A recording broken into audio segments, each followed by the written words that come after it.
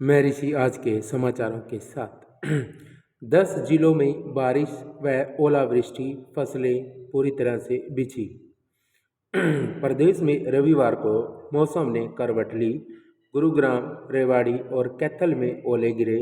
इसके साथ ही पानीपत, यमुनानगर, फरीदाबाद, हिसार, सोनीपत, पलवल और रोहतक में हल्की बूंदाबांदी भी हुई।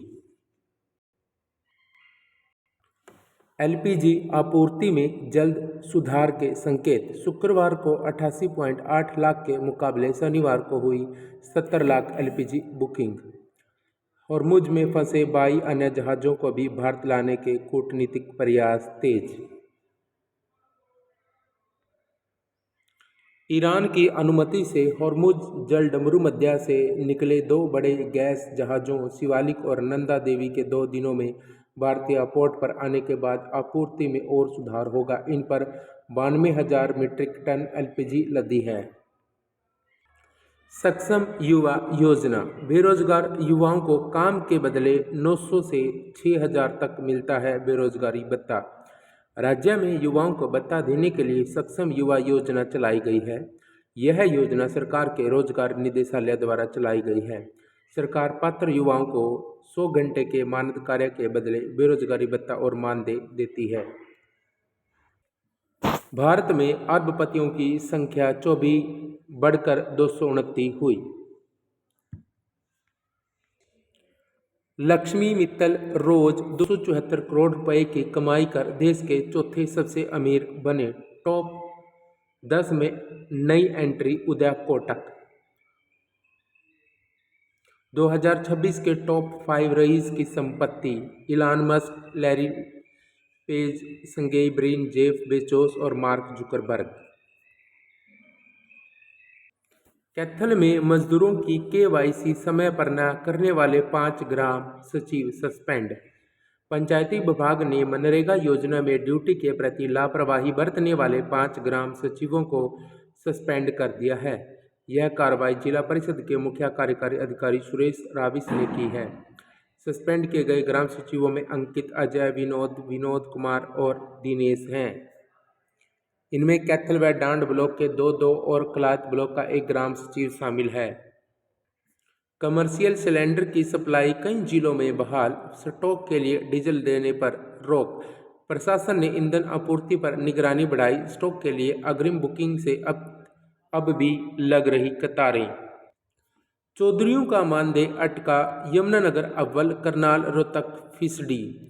20 मार्च तक अपलोड करने को दिया गया है समय। 24 अप्रैल तक शुरू होगी भुगतान की ऑनलाइन प्रणाली। युद्ध प्रभावित हॉर्मुज मार्ग से सुरक्षित गुजरे एलपीजी जहाज पर फतेहाबाद के 2 अधिकारी तैनात, निभाई अपनी जिम्मेदारी। प्रहरी योजना का दायरा बढ़ाया। वरिष्ठ नागरिकों के लिए 1000 स्वयंसेवक नियुक्त होंगे। बुजुर्गों की देखभाल करेगी सरकार, नहीं होगी परेशानी। 80 वर्ष से अधिक उम्र के 3.25 लाख बुजुर्ग, 3500 अकेले रह रहे हैं। कहीं बाद में न मिले गैस के डर से बिगड़ी व्यवस्था। सामान्य से दुगनी हुई एलपीजी सिलेंडरों की बुकिंग। घंटों कतार में लग रहे उपभोक्ता। खाद्य आपूर्ति विभाग ने डाला छापा। काम न रुके इसलिए सिलेंडर छोड़ जला रहे तंदूर। आखिरकार जॉब सिक्योरिटी कानून का लाभ क्यों नहीं मिल पा रहा है? गलियारे में जब सिक्योरिटी एक्ट सही तरीके से लागू होने की चर्चा हो रही है, पूछा जा रहा है कि जब मुख्यमंत्री नायब सिंह सैनी सरकार 15 अगस्त 2024 तक 5 साल की सर्विस पूरी कर चुके अस्थायी कर्मचारियों को जॉब सिक्योरिटी देने का कानून लागू कर चुकी है, तो जॉब सिक्योरिटी क्यों नहीं मिल पा रही? सेवानिवृत्त आयु तक नौकरी सुरक्षित करने को अनुबंधित कर्मी 15 अप्रैल तक कर सकेंगे आवेदन। प्रदेश सरकार ने कच्चे कर्मचारियों को राहत देते हुए समय सीमा 1 महीने के लिए बढ़ाई। अग्निवीर भर्ती के लिए खुला पोर्टल। पुरुष और महिला दोनों वर्गों के लिए आयु सीमा 21 से बढ़ाकर 22 वर्ष की गई। फास्टैग का सालाना पास 1 अप्रैल से 75 रुपये होगा। अपनी कार या निजी वाहन से फास्टैग के जरिए नेशनल हाईवे पर सफर करना महंगा हो जाएगा। भारतीय राष्ट्रीय राजमार्ग प्राधिकरण ने आगामी वित्त वर्ष 2026-27 के लिए फास्टैग वार्षिक पास की कीमत में संशोधन करने का निर्णय लिया है। इसके तहत फास्टैग का सालाना पास वर्तमान 3,000 रुपये से बढ़ाकर 3,075 रुपये कर दिया जाएगा।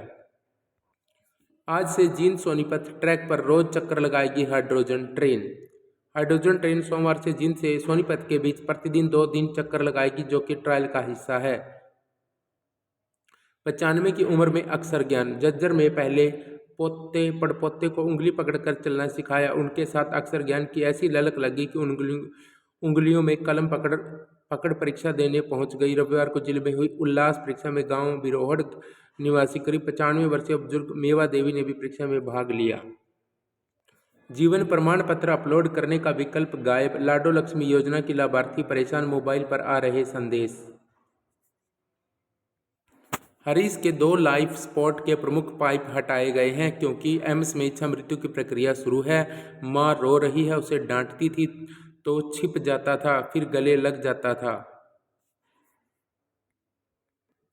सबको माफ करते, सबसे माफी मांगते हुए सो जाओ। एम्स में भर्ती होने से पहले ब्रह्म कुमारी लवली दीदी ने चंदन लगाकर हरीश को दी विदाई। आज के समाचार यहीं तक साथियों, मिलते हैं नेक्स्ट अपडेट में जल्द। तब तक के लिए अलविदा। जय हिंद।